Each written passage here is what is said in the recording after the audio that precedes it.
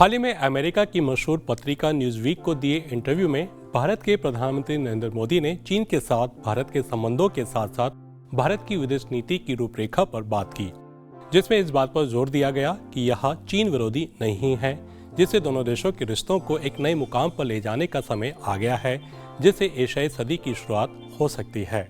प्रधानमंत्री नरेंद्र मोदी ने तीसरी बार सत्ता में आने के बाद चीन के साथ संबंध सुधारने का स्पष्ट संकेत दिए थे। भारत सरकार ने महसूस किया कि आर्थिक और क्षेत्रीय हितों को ध्यान में रखते हुए चीन के साथ संवाद को नए सिरे से शुरू करना जरूरी है।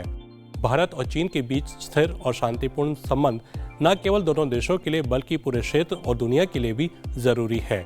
इस रणनीति के तहत दोनों देशों ने धीरे धीरे उच्च स्तरीय कूटनीति में कदम बढ़ाए।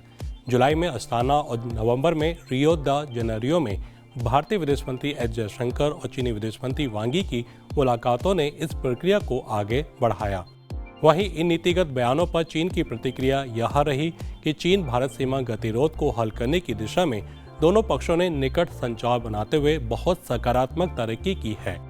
चीन का मानना है कि मजबूत संबंध दोनों देशों के हितों में है और क्षेत्र और उससे परे शांति और विकास को बढ़ावा देते हैं। दरअसल भारत और चीन का इतिहास गहरे सांस्कृतिक और आर्थिक रिश्तों से भरा है।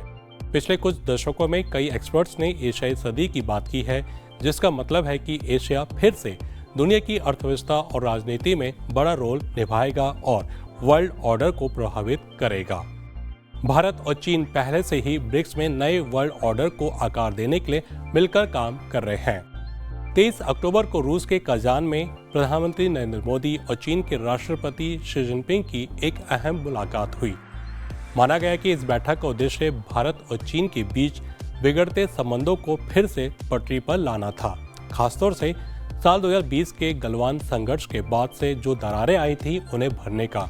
वहीं ब्रिक्स की विभिन्न मीटिंग्स के दौरान रूस कह चुका है कि एशिया की शांति और स्थिरता के लिए भारत और चीन के संबंध सामान्य होना जरूरी है।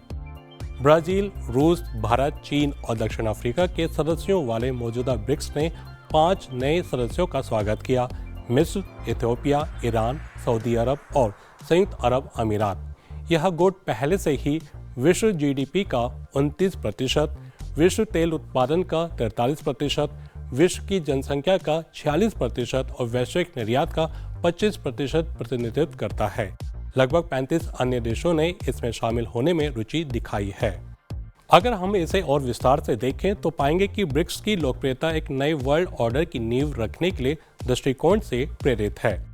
ब्रिक्स सदस्यों के बीच एक उभरती हुई आम सहमति यह है कि वैश्विक वित्तीय और शासन प्रणाली या अंतर्राष्ट्रीय व्यवस्था काम नहीं कर रही है और एक नई व्यवस्था की आवश्यकता है।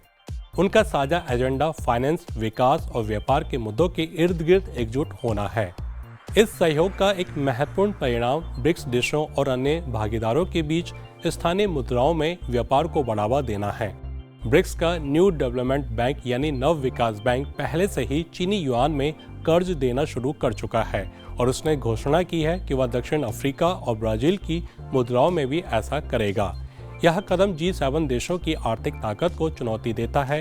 ये सभी देश एक समान भविष्य चाहते हैं और उन्होंने 2023 में जोहान्सबर्ग में ब्रिक्स शिखर सम्मेलन में संकेत दिया कि G7 के प्रभुत्व वाले संस्थानों के बाहर विकल्प फल फूल रहे हैं और उनका लाभ उठाने के लिए तैयार हैं। संयुक्त राष्ट्र सुरक्षा परिषद, वर्ल्ड बैंक, IMF और WTO सहित मौजूदा वैश्विक संस्थानों के सुधार पर ब्रिक्स नीति दस्तावेजों के विस्तार पर नया जोर दिया गया है। ब्रिक्स संयुक्त राष्ट्र के भीतर मतदान पैटर्न को आकार देगा और कृषि उत्पादन, खाद्य सुरक्षा, डिजिटल अर्थव्यवस्था, सेवाओं में व्यापार और नई औद्योगिक क्रांति सहित अपनी आम चिंता के उपेक्षित क्षेत्रों पर संस्थागत ढांचे विकसित कर रहा है। इन वोटों का उपयोग संयुक्त राष्ट्र और संबंधित संस्थाओं में एजेंडा निर्धारण को प्रभावित करने के लिए तेजी से किया जाएगा। वैश्विक संपदा और प्रभाव एशिया की ओर आकर्षित हो रहे हैं और ब्रिक्स, शंघाई सहयोग संगठन और आसियान जैसे समूह एक दूसरे से जुड़ रहे हैं। भविष्य में उनके एक दूसरे से और अधिक जुड़ने की संभावना है। एशिया पश्चिम से बहुत अलग रूप से एक साथ आ रहा है। एशिया अपना खुद का रास्ता खोज रहा है जो पश्चिम से बिल्कुल अलग है। सदियों से भारत और चीन दो प्राचीन सभ्यताएं जो अब दुनिया के सबसे तेजी से विकासशील देशों में से हैं, एक दूसरे के साथ शांतिपूर्वक रह रही हैं। एशियाई सदी को पश्चिमी नजरिए से नहीं बल्कि इन दोनों प्राचीन सभ्यताओं की दृष्टि से देखना चाहिए। यह सदी एशिया का समय है जहां समानता और विकास की नई कहानी लिखी जाएगी।